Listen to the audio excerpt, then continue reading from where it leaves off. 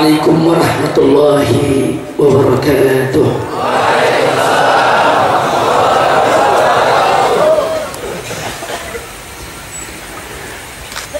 Alhamdulillah,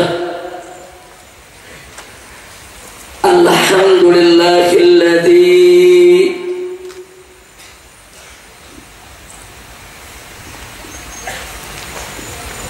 arsalahu rahmatan lil alamin wa ja'alahu khataman nabiyyin wassalatu wassalamu ala sayyidil mursalin wa ala alihi at-tahirin at-tayyibin wa ashabihi al-ghurril mayamin wa man tabi'ahum bi ihsanin ila yaumiddin. Asyhadu an la ilaha illallah wahdahu la syarika lah wa asyhadu anna sayyidana Muhammadan abduhu wa rasuluh la nabiyya ba'dah. Allahumma salli wa sallim wa barik ala sayyidina wa habibina wa syafi'ina wa maulana nabiyyina Muhammadin wa ala alihi wa ashabihi ajma'in. Amma ba'd, fa ya ibadallah, siyadatul habaib asy-syurafa wa sa'adatul ulama'il fudala wa fadilatul umara'il kurama wa jami'il hadirin wal hadirat al ahibba'il a'izza rahimakumullah. Fi hadhihi al munasabati as-sa'idah wa bimithli hadha al ijtima'il mubarak la ansa an usiyakum jami'an wa nafsi bi taqwallah wa bi ta'ati Rasulillah sallallahu alaihi wasallam. Fa asallahu subhanahu wa ta'ala an yaj'alana jami'an minal muttaqin. Amin ya rabbal alamin.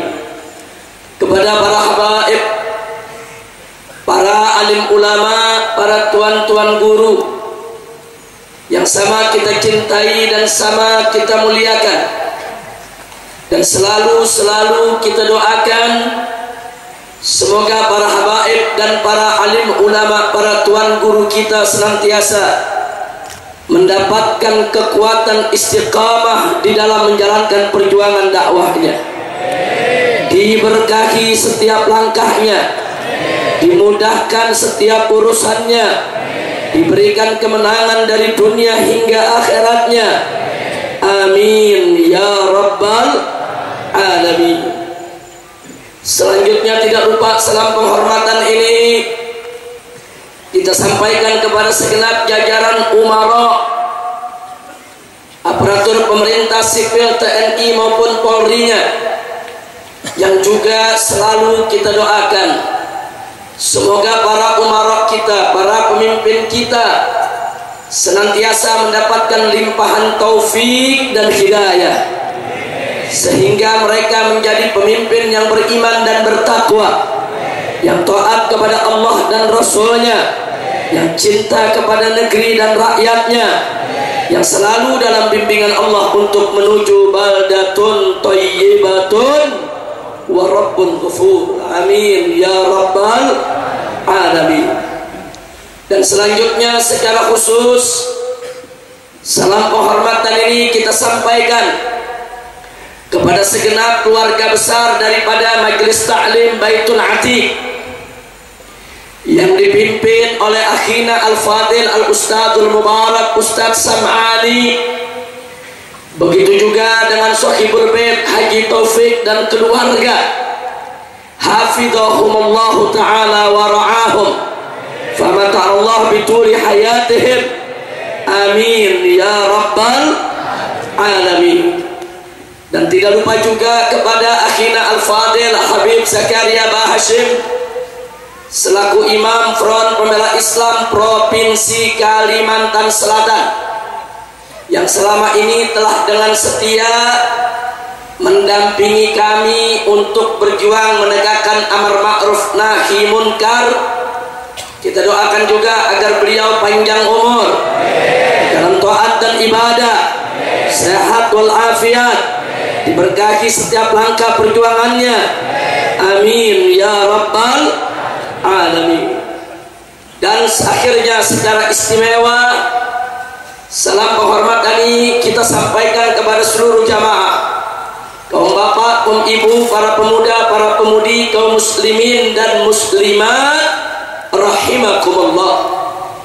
Kita sangat berharap dan memohon kepada Allah, semoga pertemuan kita pada malam hari ini menjadi penyebab turunnya rahmat dan barakah, sehingga kita tidak pulang dari tempat ini kecuali dosa kita diampuni oleh Allah, kesalahan kita dimaafkan, penyakit kita disembuhkan, kesulitan kita dimudahkan, dan kita mendapatkan kebahagiaan dari dunia hingga akhirat.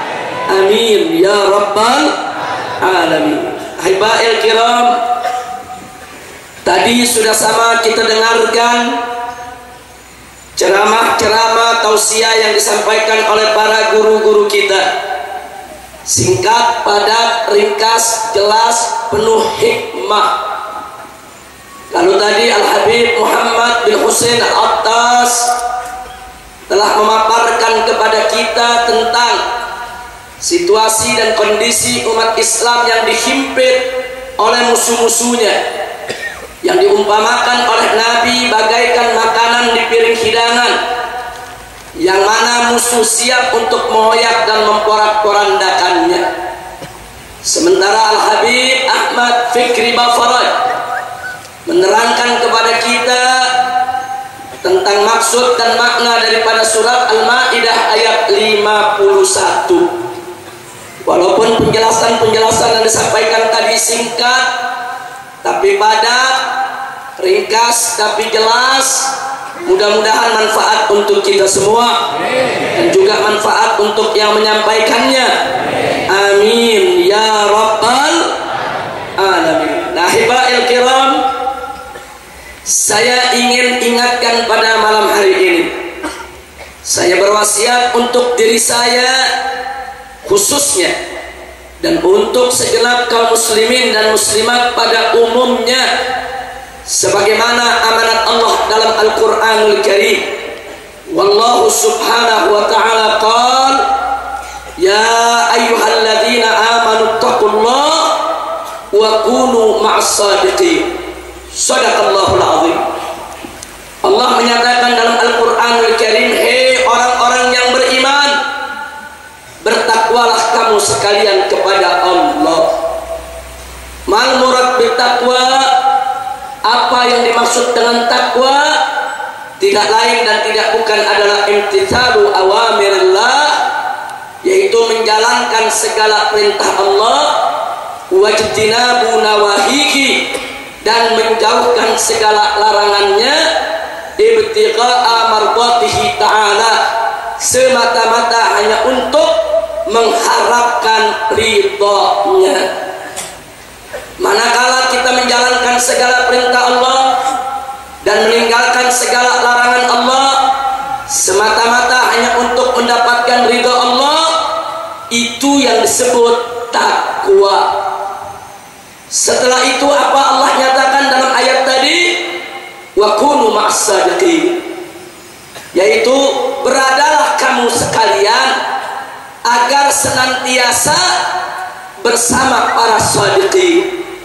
Siapa itu shadiqin?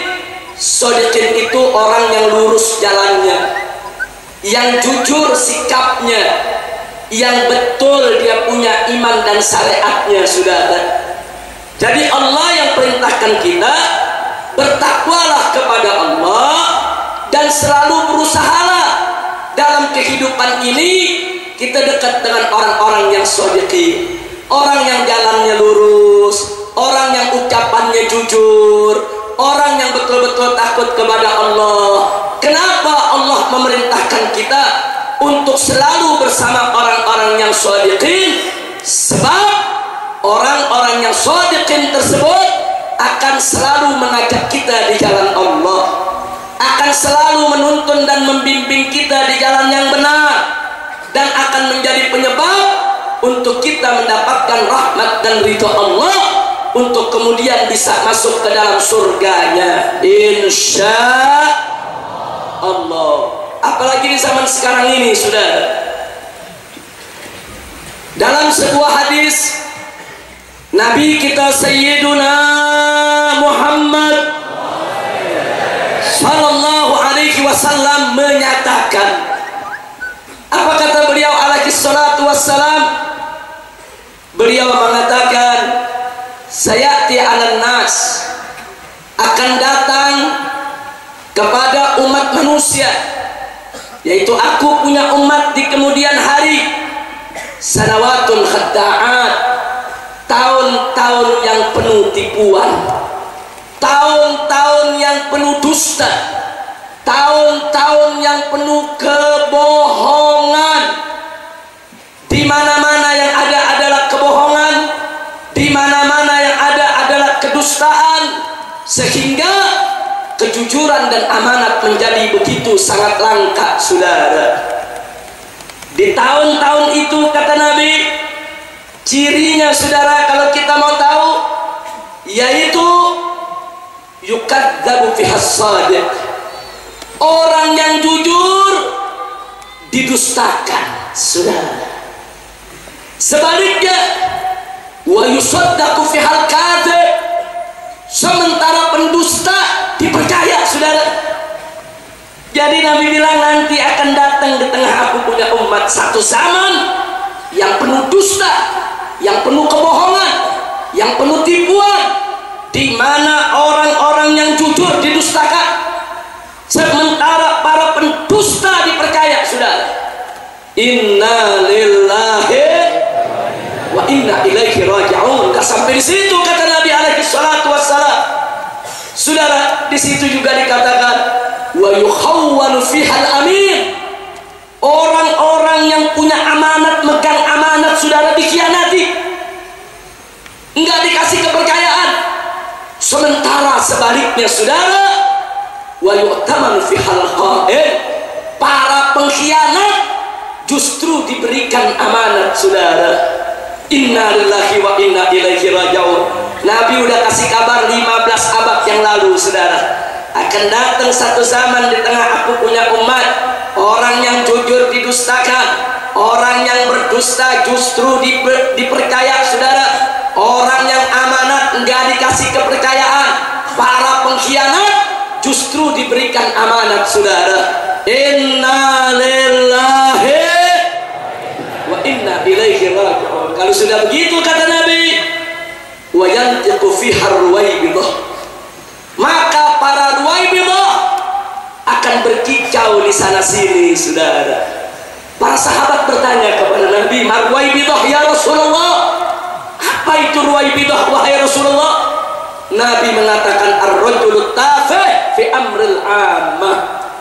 Di dalam keterangan yang lain yang dimaksud ar-ruwaibidah adalah, saudara, yaitu yatakallamus safih fi ma la ya'lam. Apa yang dimaksud dengan ruwaibidah? Ruwaibidah adalah orang-orang yang sudah mulai berani kurang ajar, bicara padahal yang dia tidak tahu menahu, saudara. Nggak ngerti agama, sok bicara agama. Nggak ngerti tafsir, sok bicara tafsir. Nggak ngerti hadis, sok bicara hadis. Nggak ngerti hukum, sok bicara hukum. Saya tanya sekarang, yang model begini banyak tidak? Banyak tidak? Yang nggak ngerti halal dan haram, seenaknya menghalalkan yang haram, mengharamkan yang halal, saudara. Orang bodoh nggak ngerti agama, sok menuding-nuding ulama, sok menyala-nyalakan ulama, sok lebih pintar dari ulama. Banyak tidak? Banyak tidak? Berarti yang dikabarkan Nabi, saudara, salah atau benar? Salah atau benar? Sallu ala Nabi. Kalau yang disampaikan oleh Nabi benar, tolong garis bawahi. Jangan ada yang mengatakan, oh ramalan Nabi benar. Saudara, Nabi bukan tukang ramal. Jangan pernah mengatakan itu ramalan Nabi. Nabi bukan tukang ramal, saudara. Oh, analisa Nabi benar. Ini bukan analisa. Analisa itu bisa benar, bisa salah, saudara. Ramalan bisa benar, bisa salah. Analisa bisa benar, bisa salah. Tapi ucapan Nabi tidak pernah salah, saudara. Allah yang menyatakan dalam Al-Quran, faqala ta'ala, wa ma yantiqu 'anil hawa in huwa illa wahyu yuha. Tidaklah Nabi mengucapkan suatu ucapan dari hawa nafsunya, tapi yang beliau ucapkan betul-betul merupakan wahyu yang diwahyukan oleh Allah kepadanya. Jadi kalau beliau memberitakan kepada kita, nanti di zaman akan datang akan ada begini, akan ada begitu, akan terjadi ini, akan terjadi itu. Ini bukan ramalan, ini bukan analisa, tapi ini merupakan khabarun nabawiyun. Ini merupakan berita kenabian, dan ini merupakan dalailun nubuwah, sebagai tanda-tanda kenabian yang betul-betul beliau adalah utusan yang diutus oleh Allah Subhanahu wa ta'ala. Kira-kira jelas tidak? Jelas tidak? Makanya apa yang dikatakan Nabi nggak pernah salah, saudara. Kalau ramalan bisa benar, bisa analisa, bisa benar, bisa. Tapi sabda Nabi, saudara, apa bisa salah? Enggak. Sabda Nabi pasti benar. Makanya jangan suka bilang, oh ini ramalan Nabi. Enggak betul. Jangan salah memilih kata, saudara. Nabi bukan tukang ramal, bukan analis, saudara. Akan tetapi beliau adalah utusan Allah yang setiap ucapannya pasti benar. Apalagi berita-berita tentang apa yang akan terjadi di masa yang akan datang. Jadi sekarang sudah kita lihat. Saya mau tanya sekarang, saudara, zamannya banyak orang jujur, saudara, tapi dicaci maki, betul? Betul? Orang jujur dimusuhi, betul? Orang yang amanat nggak dipercaya, betul? Tapi penipu justru dipercaya, betul? Penipu justru diangkat jadi pejabat, betul? Penipu justru dikasih amanat, betul? Jadi kalau begitu yang disampaikan Nabi, saudara, salah atau betul? Salah atau betul? Sallu ala Nabi. Makanya di zaman sekarang kita mesti lebih hati-hati, mesti lebih waspada. Hati-hati, saudara, hati-hati. Pantas kalau Allah diingetin dari jauh-jauh hari, wa kunu ma'as sadiqin. Jangan jauh-jauh dari ulama, jangan jauh-jauh dari orang-orang yang shadiq, jangan jauh-jauh dari orang-orang yang jujur. Saudara, kalau kita dekat ulama yang shadiqin, orang-orang yang lurus, orang-orang yang benar, insya Allah kita semua akan selamat dari dunia hingga akhirat. Amin ya rabbal alamin. Nah, oleh karena itu, saudara, kalau barusan sudah kita ingatkan kunci kita untuk bahagia dari dunia akhirat, satu, jangan lupa kita bertakwa kepada Allah. Dua, jangan jauh dari ulama yang shadiqin. Begitu saya menanya semua, siap bertakwa? Siap bertakwa? Siap dekat ulama yang shadiqin? Betul? Takbir. Sallu ala Nabi. Kunci yang ketiga, saudara, perkuatlah persaudaraan di antara kita. Allah berfirman dalam Al-Quran, faqala ta'ala, innamal mu'minuna ikhwah. Perhatikan baik-baik, saudara. Innamal mu'minuna ikhwatun. Innama adatun min adawatil khasab. Ini dalam bahasa Arab, innama itu digunakan untuk pembatasan. Jadi kalau inna artinya sesungguhnya, kalau innama artinya sesungguhnya, hanya dibatasi, saudara. Jadi kalau dikatakan innamal mu'minuna ikhwah, sesungguhnya orang beriman itu bersaudara, karena menggunakan kata innama, maka menjadi isyarat buat kita semua bahwa sesungguhnya orang yang beriman itu hanya yang mau bersaudara di antara mereka, saudara. Jadi jangan dulu ngaku kita sebagai orang mukmin kalau kita nggak mau bersaudara sesama kita, saudara. Muslim dengan muslim harus bersaudara. Al muslimu akhul muslim. Muslim dengan muslim, saudara, harus betul-betul mereka menumbuh suburkan persaudaraan di antara mereka. Malu, jangan ngaku seorang mukmin kalau nggak mau bersaudara sesama mukmin yang lainnya, saudara. Ini salah. Innamal mu'minuna ikhwah. Kata innama mengisyaratkan kepada kita bahwa orang beriman itu hanya mereka yang mau bersaudara, saudara. Jadi kalau mereka yang tidak mau bersaudara sesama umat Islam, saudara, kita pertanyakan imannya, kita pertanyakan kemukminannya, kita pertanyakan kembali apa betul yang bersangkutan sebagai mukmin sejati, saudara. Maka itu sekali lagi saya mau tanya semua yang ada di sini, siap bersaudara? Siap bersaudara? Takbir. Yang kedua, al-mu'minun. Innamal mu'minun ikhwah.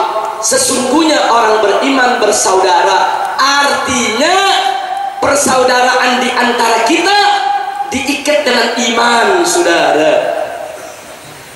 Persaudaraan di antara kita diikat dengan iman, saudara.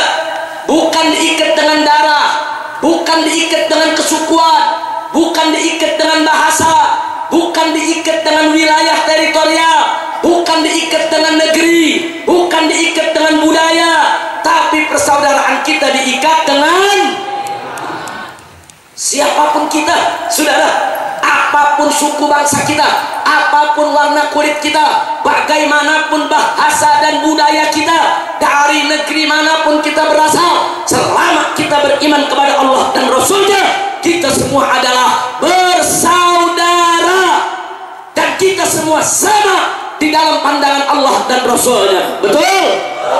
Betul? Betul? Jadi nggak ada tuh ini Islam Arab, ini Islam Cina, ini Islam India, ini Islam Melayu. Nggak ada, saudara. Islam hanyalah Islam. Nggak ada Islam kanan, Islam kiri, saudara. Islam hanya satu. Inna dina indallahil Islam. Agama yang ada di sisi Allah adalah agama. Jadi nggak perlu, nggak boleh kita dipecah belah hanya karena suku, budaya, wilayah, teritorial. Nggak boleh, saudara. Apapun suku bangsa kita, mau Arab, mau Cina, mau Jawa, mau Madura, mau Banjar, mau Dayak, mau Melayu, mau Ambon, mau Aceh, mau Padang, mau Irian, apapun suku bangsa kita, apapun warna kulit kita, mau hitam, mau coklat, mau sawo matang, mau putih, mau kuning, saudara, selama kita beriman kepada Allah, kita semua adalah bersaudara. Betul? Siap bersaudara? Siap bersaudara? Takbir. Yang ketiga, saudara, innamal mu'minuna ikhwatun. Muncul pertanyaan, kenapa yang digunakan ikhwah bukan ikhwan pakai nun? Dalam bahasa Arab, seorang saudara disebut ahun, dua orang bersaudara disebut akhwan. Kalau lebih dari dua, ikhwatun atau ikhwanun. Saudara, pertanyaannya, kenapa di dalam ayat ini Allah tidak menggunakan ikhwan? Kenapa Allah menggunakan ikhwah? Saudara, inilah keindahan Al-Quran. Tidak sembarangan Allah memilih kata buat firman-Nya, saudara. Setiap kata lafaz yang dipilih oleh Allah untuk masuk dalam Al-Quranul Karim pasti punya makna yang tersendiri dan punya hikmah yang begitu indah.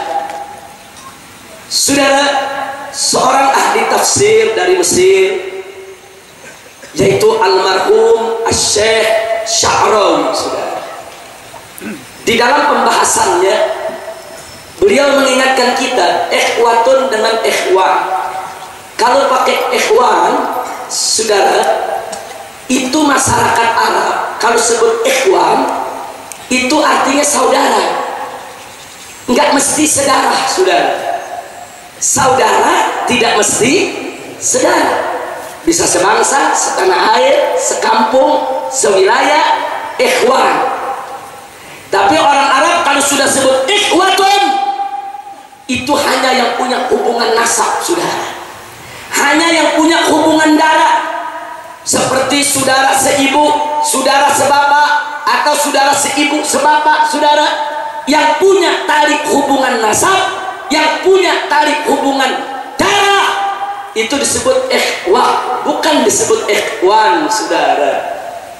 Sehingga apa isyarat yang kita dapat? Kenapa kita orang beriman disebut oleh Allah ikhwah? Untuk mengisyaratkan bahwa kuatnya hubungan persaudaraan kita bagaikan hubungan nasab saudara, saudara. Bahkan hubungan iman lebih hebat daripada hubungan saudara, saudara. Lebih hebat daripada hubungan saudara. Kita lihat bagaimana Al-Quran menceritakan tatkala Allah mengatakan kepada Nabi Nuh alaihissalam tentang anak kandungnya. Apa yang Allah katakan? Innahu laisa min ahlik. Dia bukan dari golonganmu, dia bukan dari keluargamu. Putus itu hubungan karena si anak tidak beriman kepada Allah. Hubungan iman lebih kuat daripada hubungan darah. Hubungan iman lebih kuat daripada hubungan nasab, saudara. Pantas disebut ikhwah, tidak disebut ikhwan, untuk menunjukkan bahwa persaudaraan di antara orang yang beriman begitu kuat, begitu lekat, nggak mudah untuk dipecahkan, saudara. Alhamdulillah. Yang kedua,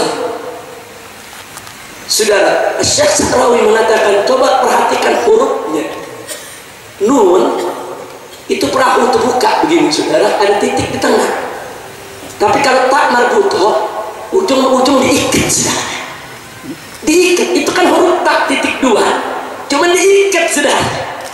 Artinya apa? Bahwa kenapa orang beriman disebut ikhwah bukan ikhwan?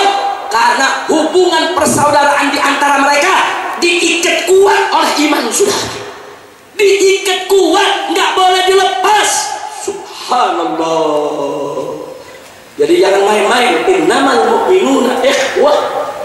Itu saudara menunjukkan bahwa sesungguhnya orang beriman itu hanya yang mau bersaudara. Sesungguhnya kita ini diikat sebagai saudara dengan iman, dan sesungguhnya ikatan persaudaraan iman, saudara, lebih hebat daripada ikatan persatuan nasab dan darah, saudara. Tidak sampai di situ, bahkan persaudaraan seiman itu betul diikat kuat, saudara, oleh Allah Subhanahu wa Ta'ala, sehingga nggak boleh sembarangan untuk kita buka, nggak boleh sembarangan untuk kita lepas. Makanya dalam Islam haram orang yang memutuskan hubungan silaturahim sesama muslim, saudara. Subhanallah. Begitu saya mau tanya sekarang, semua yang ada di sini siap bersaudara? Siap bersaudara? Siap bersaudara? Siap bersatu? Takbir! Takbir! Allahu Akbar! Sallu ala Nabi. Saudara, kalau kita tidak bersatu, sementara musuh-musuh kita bersatu untuk menghancurkan kita, maka kita hanya tinggal menunggu kehancuran. Ibu bapak, hati-hati. Kondisi di kita punya negeri saat ini sangat berbahaya. Saya boleh katakan di sini, Pak Bu, ya, di Indonesia saat ini ada gerakan nativisasi. Apa itu gerakan nativisasi? Gerakan menggali kembali budaya-budaya bangsa di masa lalu yang penuh dengan aroma kemusyrikan atas nama adat dan budaya. Kemudian setelah itu dibenturkan dengan syariat, saudara. Dan ini mulai terjadi di mana-mana negeri. Di Mesir umpamanya, saudara, ada gerakan nativisasi. Orang-orang pribumi Mesir mengatakan bahwa agama asli kami bukan Islam. Agama asli kami yang dibawa Fir'aun. Dia mau gali itu budaya-budaya Fir'aun, saudara. Kemudian disebut Islam itu agama pendatang. Pergis di Indonesia juga mulai terjadi, saudara. Bagaimana saat ini di Indonesia, saudara, sederetan cendekiawan, profesor doktor yang ngajar di berbagai universitas, saudara, seenaknya mengatakan Islam itu agama Arab, Islam itu agama pendatang, Islam itu bukan agama leluhur bangsa Indonesia. Maka itu kalau Islam mau diterima di Indonesia, Islam itu harus di-Indonesiakan, Islam itu harus dinusantarakan. Kalau Islam tidak mau di-Indonesiakan, maka Islam akan ditolak oleh pribumi Indonesia. Luar biasa. Jawab jangan. Saya mau tanya semua, jawab jangan. Jawabnya panjang. Jawab jangan. Kapan? Ini kalau dijawab 8 jam baru selesai. Siap duduk 8 jam? Betul? Yakin?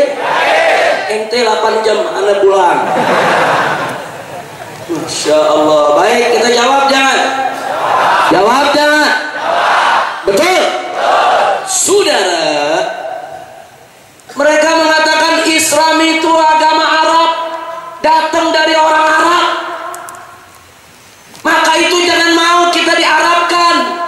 Saudara, Islam itu bukan agama Arab. Ini ada profesor, doktor, kiai haji mimpin ormas Islam lagi. Enak betul tuh ngomong, saudara. Islam itu agama Arab, jadi agama pendatang di Indonesia, bukan agama leluhur. Unyil. Jawab jangan. Jawab jangan. Perhatikan jawabnya, saudara. Islam itu adalah dinun samawiyun. Islam itu agama langit, datang dari Allah, diturunkan pertama kali di tengah bangsa Arab untuk disebarluaskan ke seluruh suku bangsa. Islam itu bukan agama Arab, bukan agama orang Arab, saudara. Islam itu agama Allah, saudara. Makanya Allah katakan kepada Nabi dalam Al-Quran, faqala ta'ala, wa ma arsalnaka illa kafatan linnas. Tidaklah kami utus engkau wahai Muhammad, tidaklah kami utus engkau wahai Nabi, melainkan untuk seluruh bangsa umat manusia. Jadi Nabi kita diutus bukan hanya untuk bangsa Arab, bukan hanya untuk suku Quraisy, bukan hanya untuk keluarga, anak dan keturunannya. Nabi diutus, saudara, untuk seluruh suku bangsa. Tapi catat baik-baik, Islam itu agama langit, Islam itu agama Allah, Islam itu datang dari Allah. Islam bukan agama Arab dan bukan agama yang dibuat oleh orang Arab. Betul? Betul? Jadi saya mau tanya semua, saudara, semua saya mau tanya sekarang, jadi Islam itu agama Arab atau agama Allah? Agama orang Arab atau agama Allah? Agama Arab atau agama langit? Yakin? Betul? Percaya? Saya bicara 1 menit, orang Banjarbaru langsung paham. Pinter-pinter.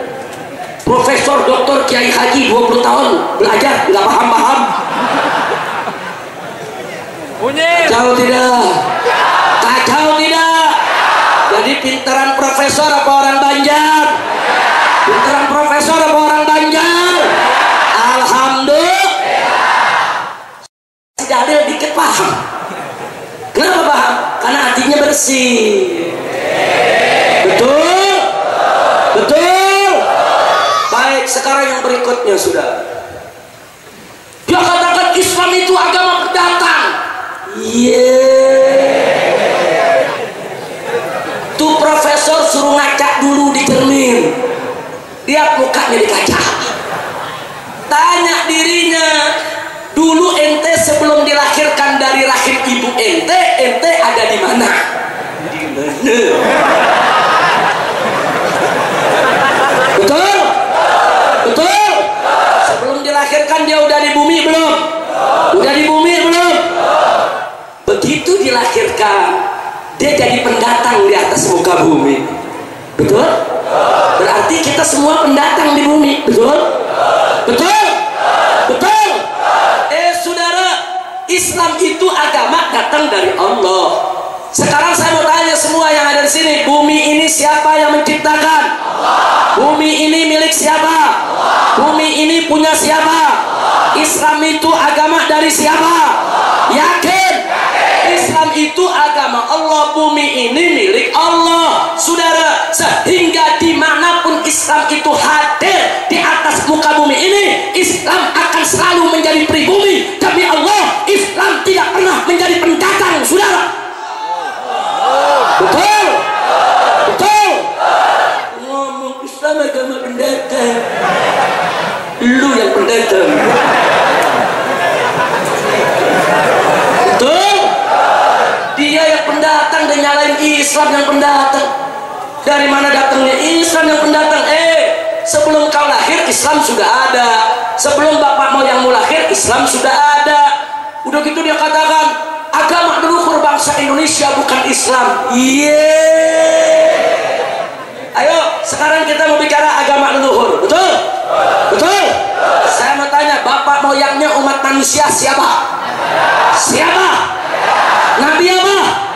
Nabi Adam alaihissalam. Betul? Bapak moyangnya orang Arab, Nabi Adam. Bapak moyangnya orang Indonesia, Nabi.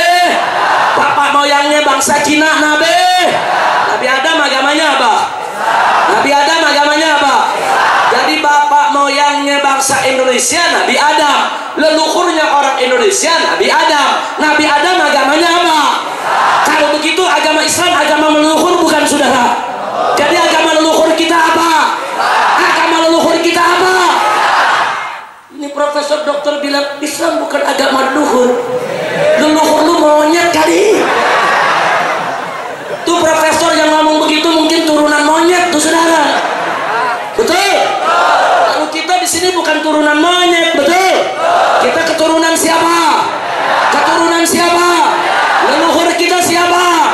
Kakek moyang kita siapa? Agama leluhur kita apa? Jadi agama leluhur bangsa Indonesia apa? Takbir. Luar biasa orang Banjar, pintar-pintar. Tanya jawab, benar semua tuh jawaban. Takbir. Profesor Dr. Kiai Haji menang gelar. 20 tahun belajar ke sana kemari sampai ke luar negeri nggak paham-paham. Inna lillahi wa inna ilaihi raji'un. Jadi saudara, Islam itu agama langit. Islam itu datang dari Allah. Allah yang punya bumi, saudara. Dan dari zaman Nabi Adam, Islam itu adalah agama para nabi. Jadi Islam agama seluruh umat manusia. Islam itu selalu menjadi pribumi di negeri manapun, saudara. Justru agama-agama lain itu yang menjadi pendatang. Kenapa, saudara? Karena sudah bercampur aduk dengan produk pemikiran akal manusia. Betul? Kira-kira saya sampaikan jelas tidak? Paham tidak? Bakal ditambahin.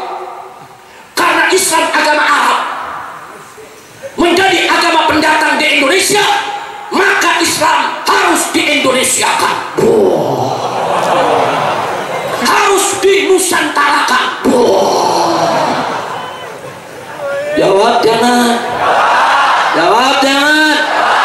Jawab jangan. Jawaban yang pertama, saudara. Semenjak Nabi diutus oleh Allah menjadi Rasul, demi Allah, Nabi tidak pernah mengarabkan Islam, saudara. Tugas Nabi bukan mengarabkan Islam, tapi tugas Nabi adalah mengislamkan Arab dan mengislamkan yang bukan Arab. Betul? Betul? Tidak ada Nabi mengarabkan Islam, saudara. Arab diislamkan oleh Nabi, yang bukan Arab diislamkan oleh Nabi. Jangan dibulak-balik itu omongan.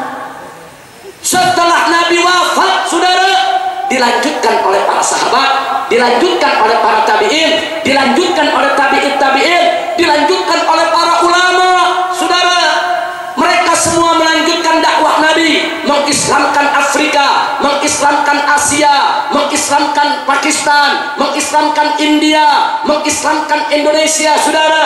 Di mana-mana sampai di zaman Wali Songo saudara, dengan berjibaku kerja keras akhirnya berhasil mengislamkan tanah Jawa dan mengislamkan seluruh Nusantara. Betul?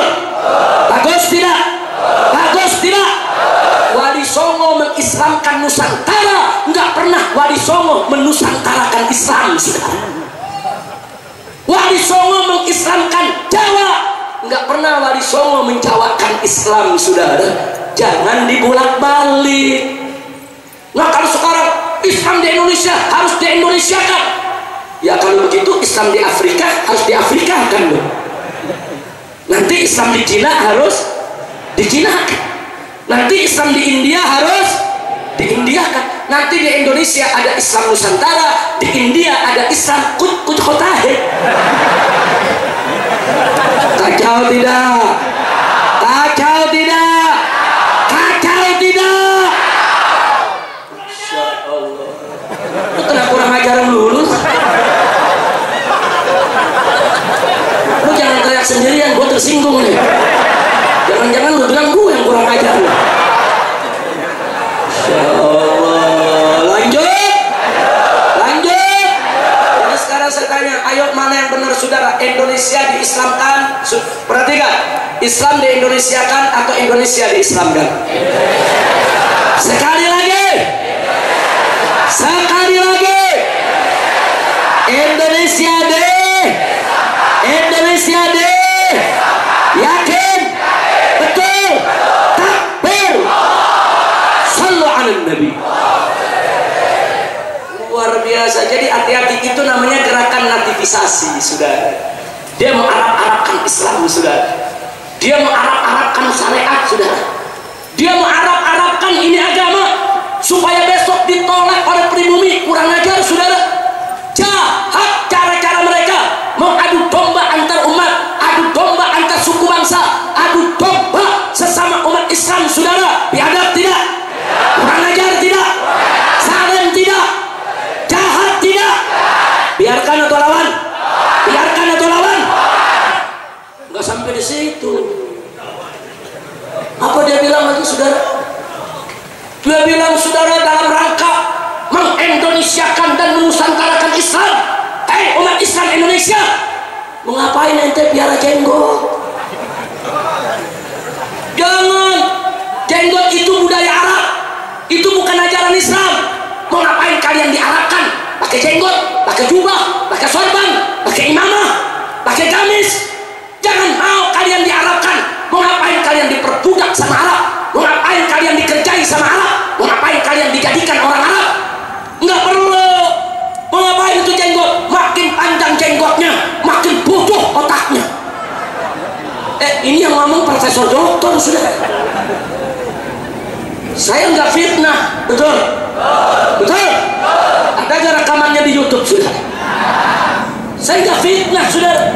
Silakan buka YouTube, profesor, doktor, kiai haji, pimpinan ormas Islam. Inna lillahi wa inna ilaihi raji'un. Saudara, jenggot ini sunnah Nabi. Suruh baca dong hadis sahih Muslim, kitab-kitab sahih yang lainnya, saudara. Jenggot ini dalam mazhab Imam Syafi'i hukumnya adalah sunnah. Dipanjangkan jenggot mendapatkan pahala. Tiada piara jenggot tidak berdosa. Nggak usah dipermasalahkan, saudara. Kok sampai begitu sewot, sampai jenggot di Arab-Arabin? Saudara, Nabi dulu memanjangkan jenggotnya. Sayyidina Abu Bakar Siddiq memanjangkan jenggotnya. Sayyidina Umar Ibn Khattab memanjangkan jenggotnya. Sayyidina Utsman Ibn Affan memanjangkan jenggotnya. Sayyidina Ali Ibn Abi Thalib memanjangkan jenggotnya. Kenapa para sahabat radhiyallahu anhum memanjangkan jenggotnya? Karena mereka mengikuti ajaran Nabi. Sekarang kenapa para kiai kita, saudara? Kenapa para kiai kita, saudara? Perhatikan, jangan takbir sendirian ya.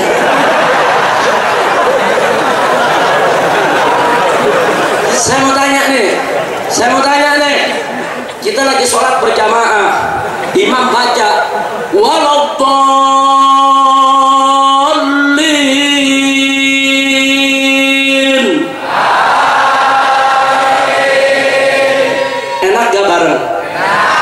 begitu selesai ada nyaut sendirian. Amin.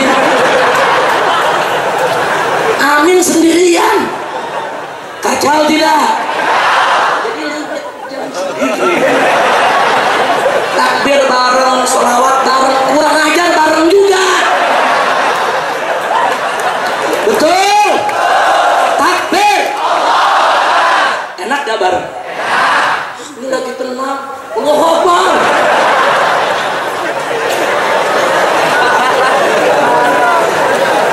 Bareng-bareng ini kadang-kadang saking semangat begitu tuh. Bawaannya takbir dulu. Lanjut. Jadi saudara, jenggot itu hukumnya dalam mazhab Syafi'i sunnah. Masa profesor doktor nggak ngerti saudara? Jadi yang memerintahkan kita untuk memelihara jenggot adalah Nabi, saudara. Kalau Nabi yang mengajarkannya, berarti itu ajaran Islam, bukan budaya Arab. Betul? Betul? Betul? Kalau Nabi nggak ajarin kita nggak mau piara jenggot. Betul? Betul? Kenapa umat Islam piara jenggot? Karena Nabi yang ngajarin. Kenapa para ulama kita, para kiai kita pakai sorban, pakai imamah, saudara? Karena Nabi yang tunjukin. Anak-anak muda pengen niru Nabi, anak-anak muda pengen pakai jubah, anak-anak muda pengen pakai sorban. Dia pengen ikut niru para ulama dan para nabi. Bagus tidak? Bagus tidak? Lah kok kiai yang sewot? Orang kalau anak muda niru orang-orang kafir, boleh kita marah. Betul? Betul? Orang kafir pakai celana jeans dibolong-bolongin, ada gak orang Islam yang ikut-ikutan? Ada gak orang Islam yang ikut-ikutan? Orang kafir saudara lelakinya pakai anting, orang Islam ikut-ikutan pakai anting anak lelaki, ada gak? Ada gak? Enggak cukup pakai anting di kuping, pakai anting di hidung, ada gak? Ada gak? Orang kafir pakai anting yang emas. Anak muda kita sok niru, kandang burung bapaknya dikopeng, kawatnya diambil dipakai. Kacau tidak? Kacau tidak? Yang begitu boleh dimarahi. Betul? Betul? Hei anak-anak muda, jangan kau tiru-tiru perilaku kafir, jangan kau tiru-tiru perilaku barat. Itu bukan budaya kita. Bagus tidak? Bagus tidak? Tapi kalau ada mengatakan, hei anak muda, kau jangan tiru-tiru Nabi, kau jangan ikuti Nabi, kau jangan pakai jubah, kau jangan pakai sorban, itu bukan budaya kita. Kurang ajar tidak? Lu teriak kurang ajar. Jangan beres baru dia teriak sendiri. Kacau tidak? Kacau tidak? Kira-kira jelas tidak? Jelas tidak? Oh, ada lagi ibu-ibu. Apa mereka bilang saudara? Hei perempuan-perempuan Indonesia, mau ngapain kalian pakai jilbab? Jilbab itu pakaian orang Arab, itu pakaian wanita Arab. Mau ngapain kalian niru-niru orang Arab? Mau ngapain dijajah sama Arab? Mau ngapain diperbudak sama Arab? Jadilah orang Indonesia yang membanggakan budaya bangsanya. Tinggalkan itu jilbab, ambil Islamnya, buang Arabnya.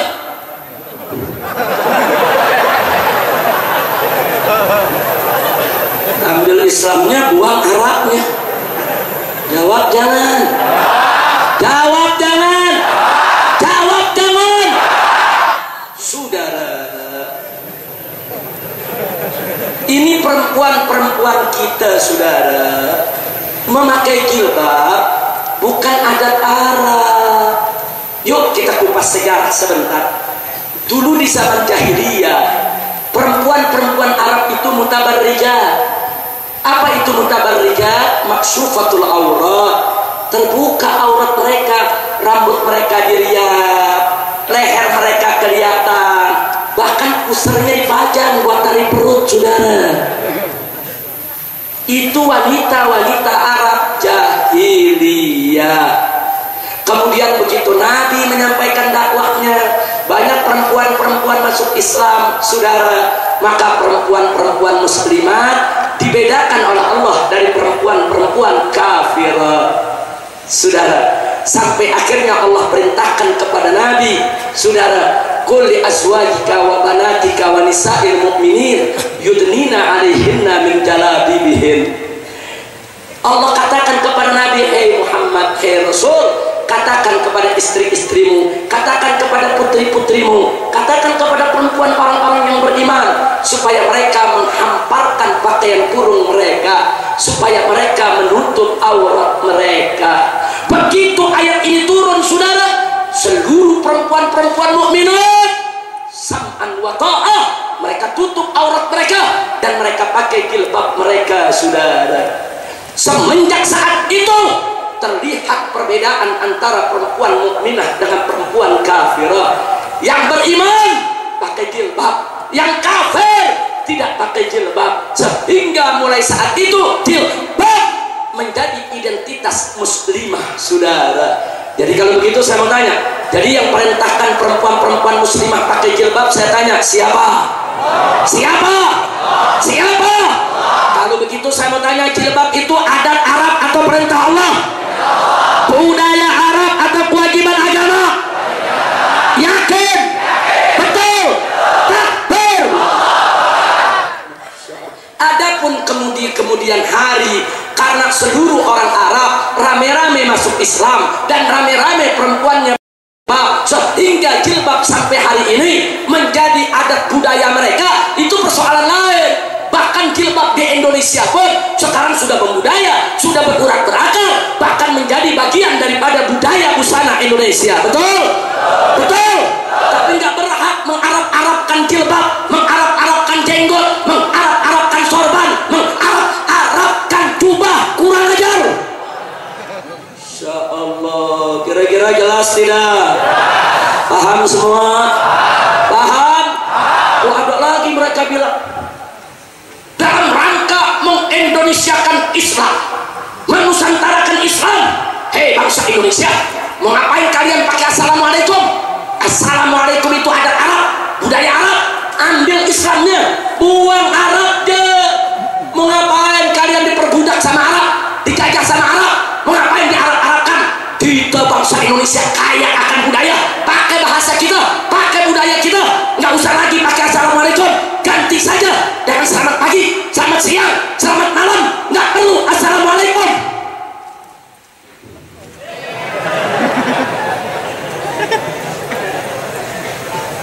Jawab jangan. Jawab jangan. Jawab jangan. Sudah. Jangan mengarab-arabkan assalamualaikum. Betul, assalamualaikum itu memang bahasa Arab.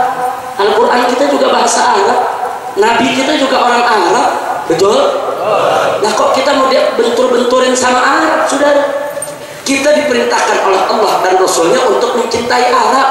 Kenapa? Karena Nabi kita orang Arab, Al-Quran kita juga bahasa Arab. Nah urusan assalamualaikum, walaupun itu bahasa Arab, tapi itu bukan budaya Arab, saudara. Apa buktinya? Buka sejarah.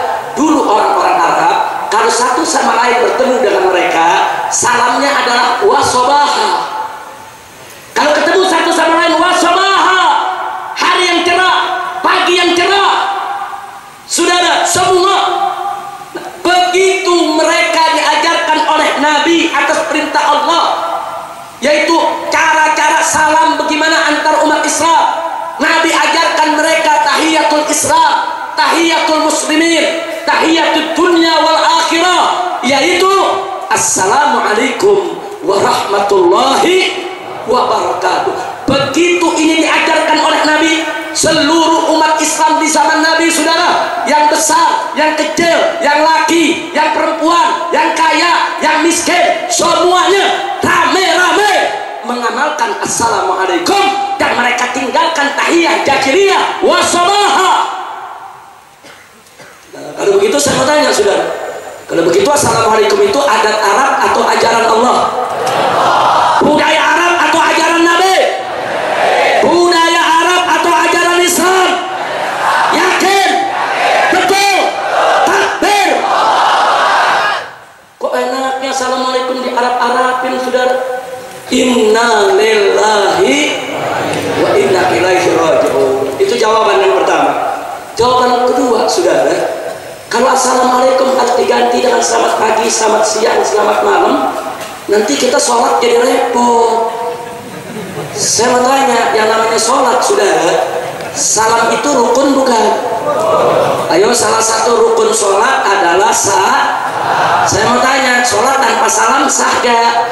Jawab yang kompak, sholat tanpa salam sah gak? Sah tidak?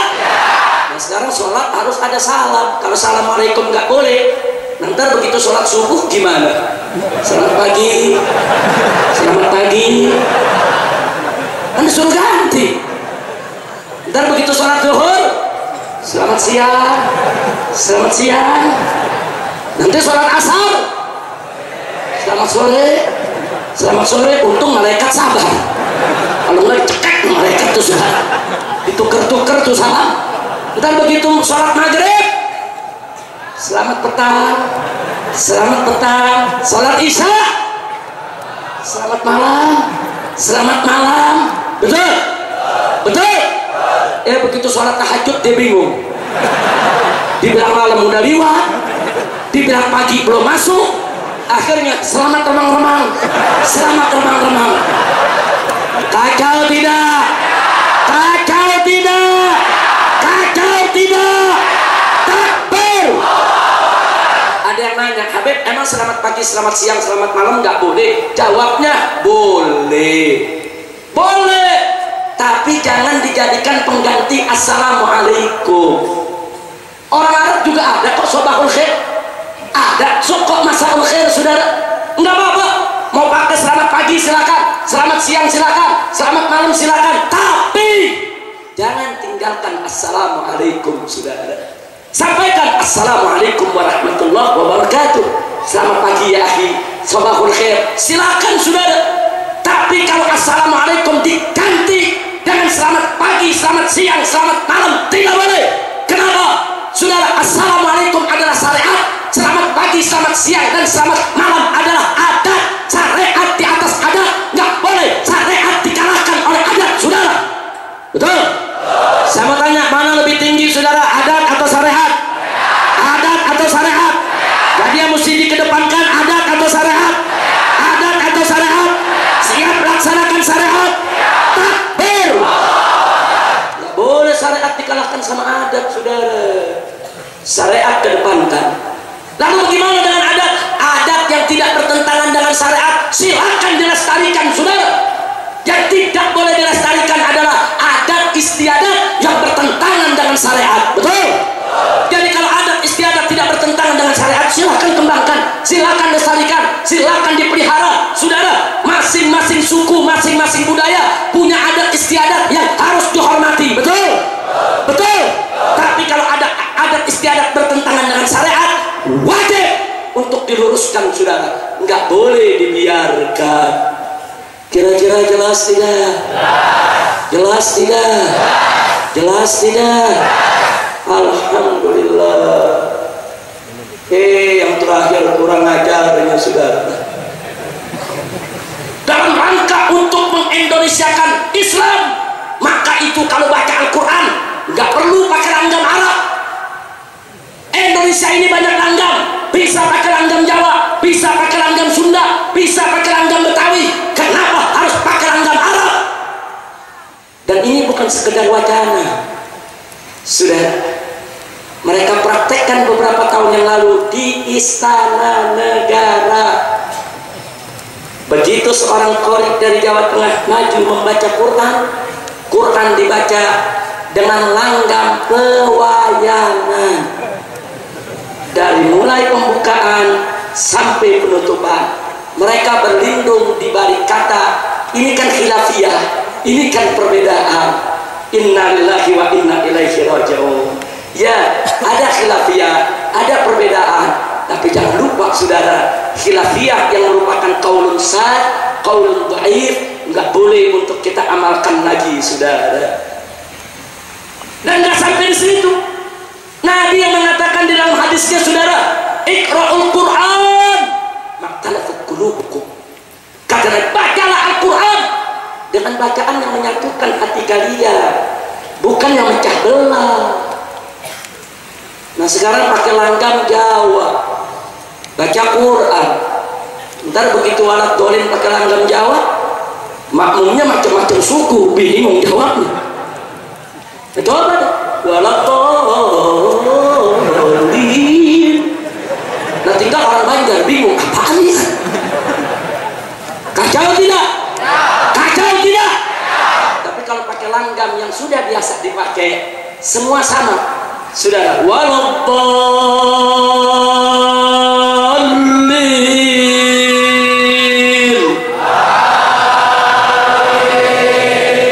Di Jawa aminnya begitu, di Sunda aminnya begitu, di Madura aminnya begitu, di Banjarbaru aminnya sama, di Amerika juga aminnya sama, di Mekah, di Afrika, di Eropa aminnya sama. Nah terus kalau anak dolinnya pakai langgam Sunda, orang Arab bingung aminnya. Kira-kira jelas tidak? Jadi jangan melakukan suatu perkara, saudara, yang bisa memecah belah umat. Betul? Betul? Akibat apa? Itu disebut gerakan nativisasi. Ya sudah, saya nggak mau panjang lebar tentang itu, saudara. Saya mau kasih contoh saja, saudara. Baca Al-Quran ada tata caranya. Betul? Betul? Betul? Pewayangan juga ada caranya. Betul? Betul? Apa boleh cara Quran dengan cara pewayangan dicampur aduk? Boleh. Ceramah ada caranya, mempersilahkan orang ceramah juga ada caranya. Betul? Saya kasih contoh. Di sini saudara ada Habib Zakaria sebagai penceramah. Kebetulan suatu hari saya diundang sebagai MC. Boleh jadi MC? Boleh jadi MC? Saya ingin mempersilahkan Habib Zakaria untuk ceramah. Kaum muslimin dan muslimat rahimakumullah, sebentar lagi akan kita sama-sama mendengarkan untayan mutiara hikmah tausiah Islamiyah yang akan disampaikan oleh guru kita bersama, kecintaan dan panutan kita semua, yaitu Al-Habib Zakaria Bahashim. Kepada beliau kami persilahkan. Bagus tidak? Jujur, bagus tidak? Sopan tidak? Santun tidak? Ramah tidak? Akhlak tidak? Betul? Sekarang saya pakai cara kedua. Boleh pakai cara kedua? Boleh pakai cara kedua? Pakai cara kedua. Saya MC. Sebagai apa? MC. Para penonton berbahagia.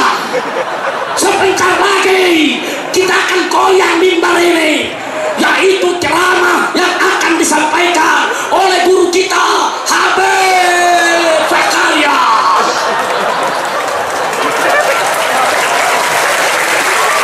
Takbir. Ngawur. Yang di belakang ngomong, ini mau ceramah apa mau main tinju? Saya tanya, ngawur gak? Sopan gak? Santun gak? Akhlak gak? Mempersilahkan orang ceramah ada etikanya. Betul? Betul? Gara-gara saya seperti tadi, saudara, kebetulan ada rekam. Hebat juga nih Habib Rizik jadi MC. Kebetulan yang merekam promotor tinju. Akhirnya diundang Mike Tyson untuk bertanding di Indonesia. Disiapkan di Senayan dengan 100.000 penonton, saudara. Kemudian para promotor rapat, siapa ini MC-nya?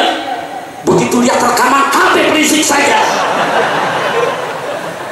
datanglah mereka minta saya sebagai MC tinju, saudara. Karena dibayar mahal puluhan ribu dolar, saya terima, saudara.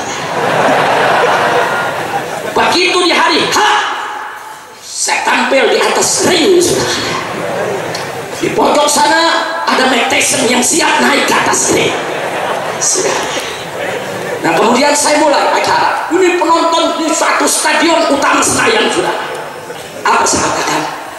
Kaum muslimin dan muslimat rahimakumullah, sebentar lagi kita akan sama-sama menyaksikan pertandingan yang indah dari petinju kita Al-Muhtaram Al-Mukarram Mike Tyson. Falyatafaddal. Kira-kira bagaimana? Ngawur gak? Ngawur gak? Itu dari atas stadion ada yang buka sepatu ditimpuk saya. Ini mau main tinju apa mau ceramah? Ini saya kasih contoh begini, kira-kira paham nggak? Paham nggak? Apa kesimpulannya, saudara? Kesimpulannya, ceramah punya cara, main tinju punya cara, nggak boleh dicampur aduk, betul? Betul? Nah sekarang saya tanya, baca Quran ada caranya tidak? Ada tajwidnya tidak? Ada mahrajnya tidak? Apa bisa digabungkan dengan pewayangan? Apa bisa digabungkan dengan dangdutan? Apa bisa digabungkan dengan golekan? Nggak bisa, saudara. Paham? Paham? Mau contoh lagi? Betul?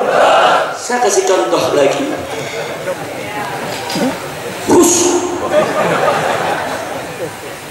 Saya buka warung.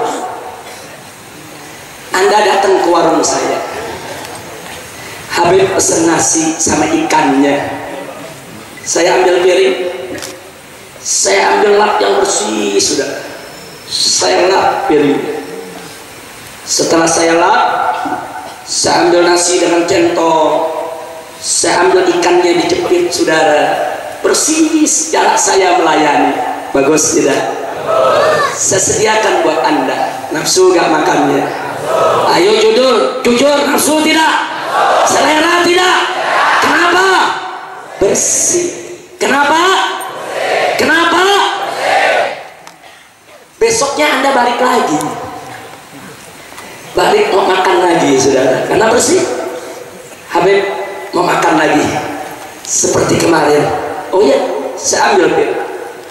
Saya cari lap nggak ketemu, cari tisu nggak ada, yang ada celana dalam, tapi bersih udah dicuci. Saya lap nih celana dalam. Anda melongo, Beb, kok pakai celana dalam? Udah yang bersih. Celana dalam, tahu celana dalam? Kancut. Udah saya lap, saya kasih ikan, saya kasih nasi, saya sediain. Jujur, nafsu gak makan? Jujur, nafsu gak makan? Nafsu gak makan?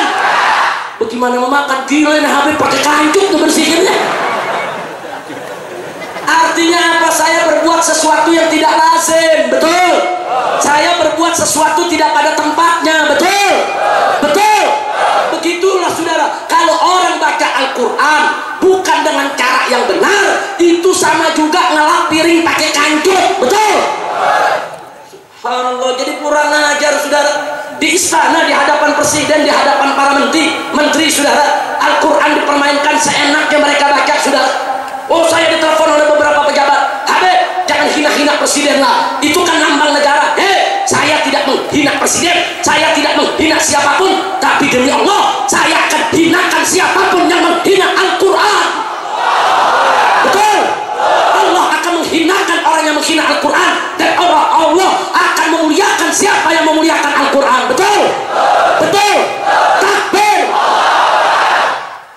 Nah, kemudian diminta, ya sudahlah Habib, nanti kan gak diulangi lagi, tapi jangan dicerita-ceritain lagi di mimbar.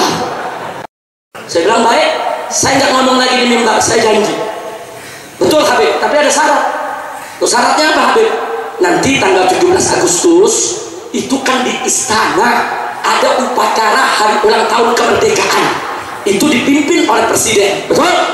Nah, saya minta kepada presiden nyanyikan lagu Indonesia Raya dengan langgam Cicakrowo. Atau dengan lagunya orang Betawi, saudara. Orang Betawi punya lagu namanya ondel-ondel. Nyanyiin lagu Indonesia Raya dengan langgam ondel-ondel, boleh atau tidak?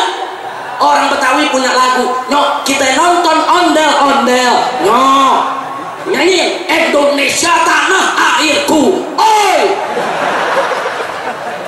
Saya tanya boleh tidak? Boleh tidak? Boleh tidak? Itu jenderal jawab nggak boleh, Beb. Itu langgar undang-undang, bisa dipenjara. Saya balikin lagi, ya kalau lagu Indonesia Raya ciptaan manusia nggak boleh seenaknya dibawakan, nggak boleh seenaknya dinyanyikan. Bagaimana dengan Al-Quran, kitab Allah, firman Allah, kitab suci, sembarangan kau baca, kurang ajar.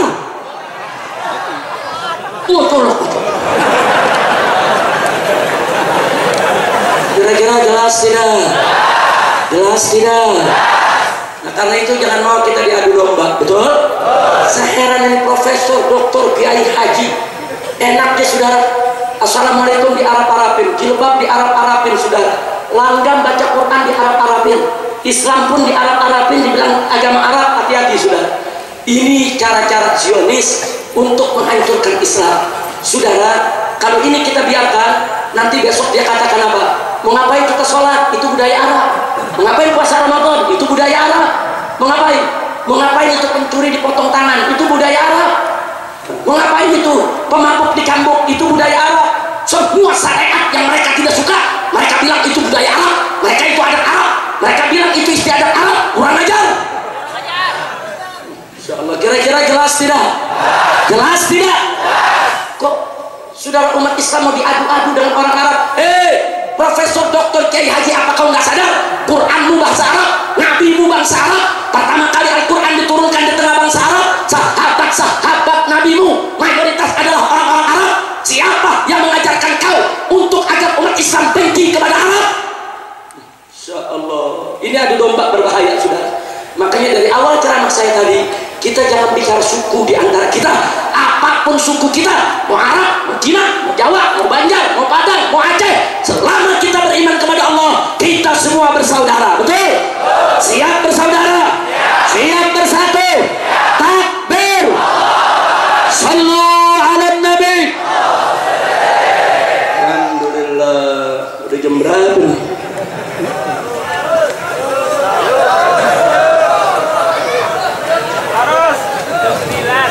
Luar biasa. Udah terus. Lanjut. Mau hujan? Nggak apa-apa hujan? Nah baik saudara, setelah saya sampaikan tadi, kembali ke pertama saya katakan tadi, ya zaman sekarang ini banyak ruwai gitu. Orang bicara seenaknya, yang dia bicara bukan di keahliannya saudara. Menghalalkan yang haram, mengharamkan yang halal, ini sangat berbahaya. Begitu saya mau tanya semua di sini, siap ikut habaib dan ulama? Siap ikut ulama yang shadiqin? Siap ikut tuan guru yang istiqamah? Siap ikut para habaib yang istiqamah? Takbir! Sallu ala Nabi.